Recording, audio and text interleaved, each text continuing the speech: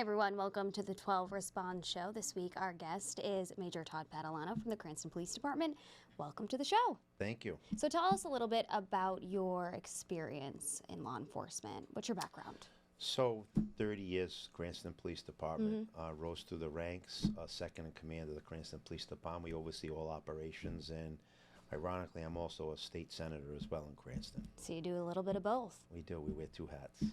So tell me, is there anything that really surprises you at this point with all the experience that you have?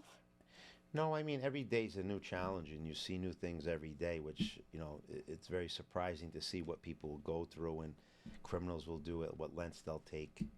And as part of why we're here today, we're going to find out a lot of things people do.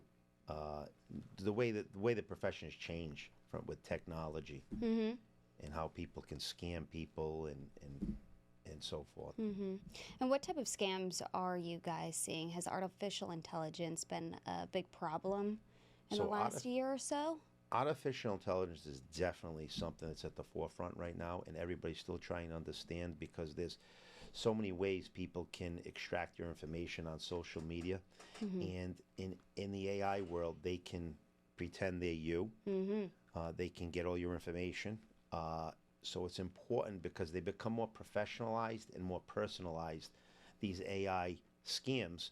And whether it be by email, phone call, text message, these people seem to fall for it quite a bit.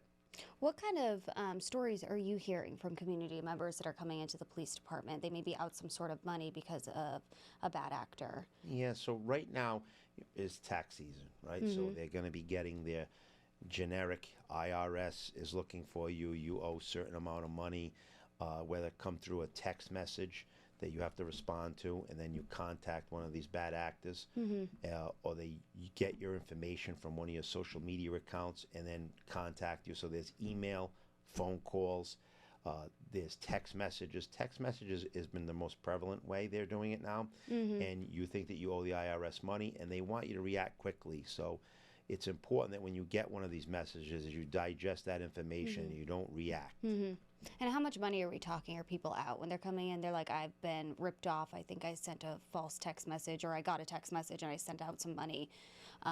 What kind of dollar signs are we talking? So the small scams are in the $2,000 to $3,000 range. Small. That's a lot of money still for people. Well, compared to some of the ones that we're seeing, we've seen them up to 20, 30,000 at a time.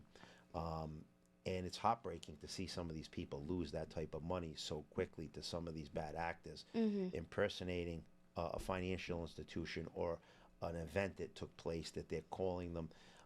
Another big one is they go on your social media account, they see you have a grandson, he just got accepted to, let's say, Penn State. So they'll contact you, say they're from the county sheriff's office, your grandson's been in an accident, he's in lockup, he needs $2,000 wired over right now and we'll release him. That's where you have to pump the brakes and take a look back, digest the information, get the person's name, phone number, and then you have to go back and check and make sure you're actually speaking to who they say they are. Contact that county police department, ask them. A lot of times when you ask the person their name and phone number for a callback, you're going to get hung up on. How often are you seeing social media, as you mentioned, play a role in these scams? Because these bad actors can go and really nitpick some information off of even a photo. So this is where it gets a little tricky because people like to use Facebook, they like to use social media, Instagram, TikTok, and they'll take videos. And AI is now able to extract your voice and then use that to make a false message and contact a family member or so forth. Or let's say you took a video of you and your grandson or you and your nephew at some point. They're able to take that information and contact you using that voice over AI, and you'll think you're talking to that person. Wow. Have you had people come into the department say something like this has happened to them? Yeah, so we have a lot of new techniques. They used to be the gift cards. Now it's moved to cryptocurrency. Right. And now it's being more personalized with the AI. And when I say personalized, is they really think they're talking to someone they know on the other line when all the while it's an AI deepfake. Wow. And how can you decipher between the two? So that's where it's important to, again, if you get a call, stop, because they're trying to get you to react as quickly as possible. and whether it be make a transaction or give them some personal information that they already have a transaction set up to occur and they're missing that one piece. That's why it's step back, ask who you're talking to. If it's, let's say, your financial institution and it's, I'll just use Fidelity or Citizens Bank or Bank of America, that you contact them back and verify who you're speaking to. And 99.99% of the time, that will rectify the situation. You'll realize right away it's a fake. Are there any personal stories that you could share of people, victims that have come into the station? We talk about scams a lot, but I think people really resonate when they hear what's happened to someone else. We all know someone who's probably been scammed, or I've almost been scammed. Have you? Yeah, I mean, I got the letter about the toll, going through the tolls. I've got them just like everybody else, but one that really resonates is one that we recently just had. Is an elderly woman had gotten a phone call, she said, from the police that said that her grandson was in trouble at college and that he needed money wired to him. So they said that we need you to withdraw up to $25,000. He needs that for bail. She actually went to the bank, withdrew the cash, went home because the person said, we will come pick up the money. So she felt it was realistic because the person was going to come there. And they had all her grandson's information. So she felt it was real. She wasn't sure if she wanted to tell her son because he would be upset. So she figured, let me just do the right thing as the grandmother of my grandson. To protect the grandson. She went and took the money out. And believe it or not, we tracked it down to who came and picked up the money. The problem is they use courier services now. So you can use Uber right now, where if I want to have you give me money, I can call and have a courier through Uber paid over the computer. They go out, they show up at your house, they collect the money, and they go drop it off at another location. Wow. Now I'm waiting. That location is a fake location. It's someone else's house. Put it in the mailbox. I give instructions for the Uber courier to go pick up the money at one location, give them an address, and then drop it off at a secondary location. And they sit outside that secondary location. Once the money's put in the mailbox, they run up onto the porch, take out the envelope, and they're gone. And you don't know who did it. It's hard to trace. Wow. All right. So we're going to hit a break right now. But when we come back, I want to know how you guys track down these bad actors that are on the other side of these couriers. We'll be right back. Thank you. All right, welcome back. So when we left off, we were talking about a courier who picks up money for a scammer on the other side. So will you tell me how that left off in your story? So the way it worked was this person contacted this elderly woman and gave her the news that her grandson was in trouble. And in an effort to help, she went and withdrew the money from the bank, $25,000 cash, put it in an envelope, waited for the person to come. The courier pulled up. Unbeknownst to her, it was an Uber courier, took the money, brought it to another location in Cranston, and put it in a mailbox of someone else's home, which these people, these bad actors, were watching. As soon as they dropped it off, they ran up onto the porch, took the envelope full of cash. How do we respond to that? So we tracked down the person, found out they were an Uber driver. The problem is a lot of these people utilize scams out of state, overseas, and there was no way to trace the person who was originating the call, or I should say the Uber service, because these phones here, when we trace them back, sometimes they're burner phones, which are phones that people just buy with a fake name under a different account, and there's no way to trace them. So we hit some dead ends with that, but one thing we did stop was she was going to make another transaction. But these stories are heartbreaking because you see these people, especially some of these elderly people, they're living on fixed incomes and they're giving away $2,000-$3,000 to someone, and a lot of them go unreported, unfortunately. When you're investigating something like this, I'm sure, Ring cameras and surveillance video that might be around in neighborhoods might be a useful tool. But even with that, is it still hard to identify these people who are picking up the money if they're using burner phones and moving fairly quickly? So we have a system called flock cameras, which is very, very, it's been controversial, but there's absolutely nothing wrong with it. It's a great tool. It should be everywhere. What happens is when we get a description from the Ring camera, we then put it into our flock system. We look for that same vehicle and we can come up with the plates. And then we track it from there. So that's been very helpful. That's how we use most of them. So if you come into Cranston, you're most likely going to be on a flop camera. Say cheese. Yeah. So once you get that information, are you finding the scam stops there, or are there sprawling networks out from this courier to a scammer? Is there another entity also? So a lot of these scams are broad-based. They're not just here in Cranston. They're usually broad-based throughout the country. We had the gift cards at one point, was everybody had to get gift cards and send them, and then that became widespread. It was good. A lot of the police departments put out the messages not to do this gift cards and translate money into gift cards and hand them to these bad actors. Now they're using, everything's being wired through cryptocurrency with these ATM machines. They're asking people to go to take the money, transfer it to cryptocurrency and send it. That's a red flag right there.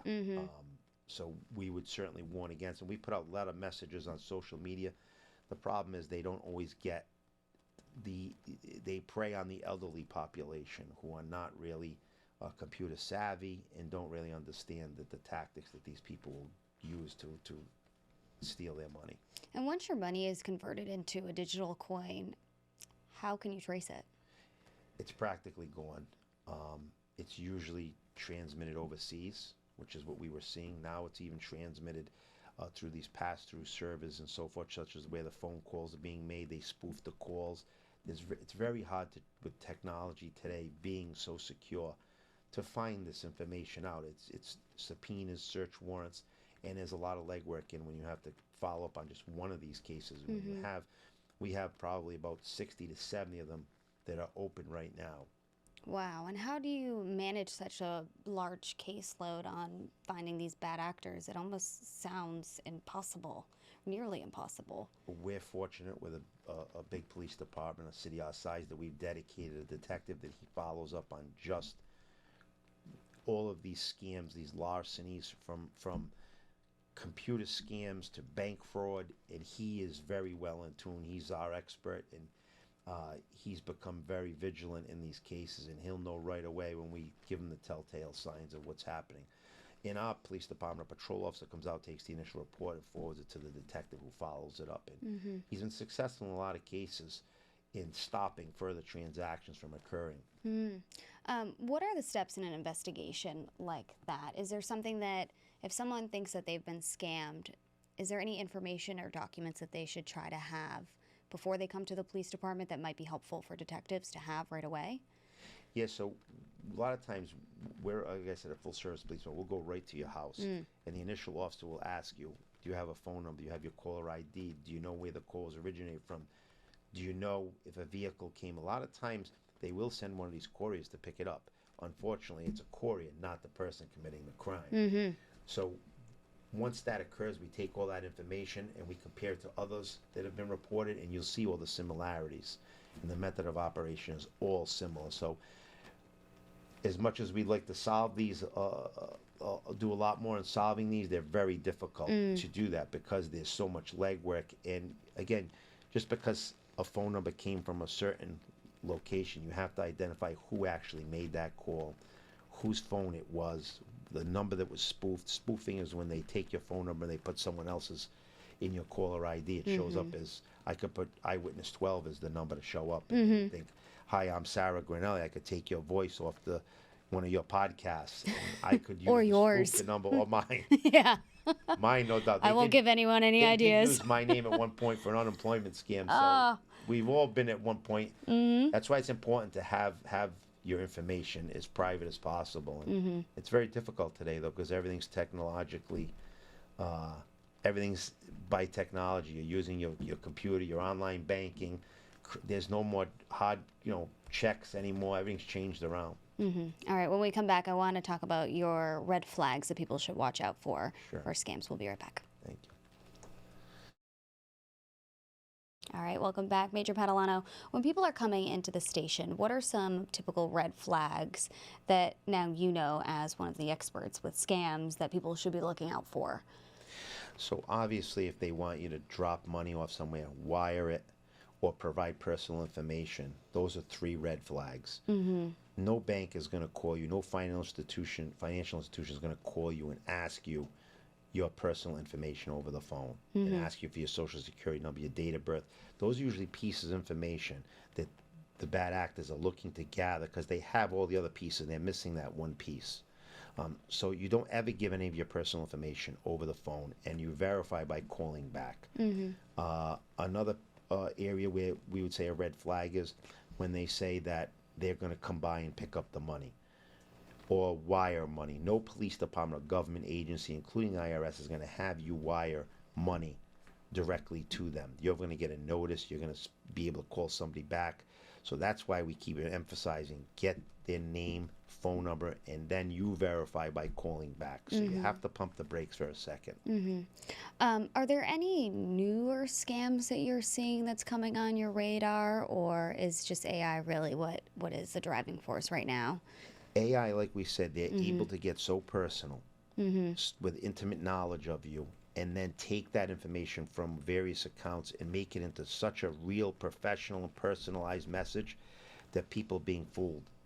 So if they say it's your grandson, your granddaughter, someone who they're saying needed help, you need to verify with that person. All you have to do is give it 1 minute, hang up the phone, make the call, and you'll find out right away it's a scam. And in your line of work, what is the likelihood of someone getting their money back if you guys can't find the bad actors with the bank's responsibility? So that's an interesting question. If it's the bank's responsibility or they're scammed, such as you giving your personal information out and then someone going to the bank, for instance, a lot of these criminals will get your information, go to a bank, and they'll try to take money out of your account. If that occurs, and that does occur in certain circumstances, the bank will reimburse you that money because it's on their end where the error was made. But if you're giving out your information or wiring the money over the internet through whatever various sources of technology, then you're going to be responsible for that money, because then we could have bad actors also working the other end of this trade by saying, hey, I gave money to so-and-so and I didn't know any better, and the bank reimbursed you. Then you would have fraud in the reverse. So that's why they will only own up to their end of the bargain where they've made that error by providing money to someone coming to the bank, false information, a false ID, pretending to be you. That money will be reimbursed, and we do get a lot of that back. They only require a police report, so you swear in a police report that you're under oath and affirmation that this occurred. And we usually get all that money back for those people. But those are the small amounts. The big money is being wired out. So you should never initiate giving money to someone willingly or giving over your personal information, because you're likely you won't get that money back. Correct. And again, I can't emphasize enough, get the person's name and number and call back the institution. If it's your local bank and they say that they're looking for you to wire money, if it's a police department somewhere, call them back. If it's the IRS saying you'll call the IRS back. And so if someone was defrauded and they call your police department, your detective comes out to speak with them, is there other avenues that they should be reporting their scam to? Should they also be going to the state police? Should they be reporting it to the feds? What are all the steps if someone needs to check all the boxes? So we all work together, and these scams, again, are regionalized, and we will put it on our social media. If someone comes to report some type of new scam, it's something that we have a detective group that speaks together. We work, hey, how's it going in Smithfield, Johnston, Cranston, Providence? Do you see any of these same scams? And we work together.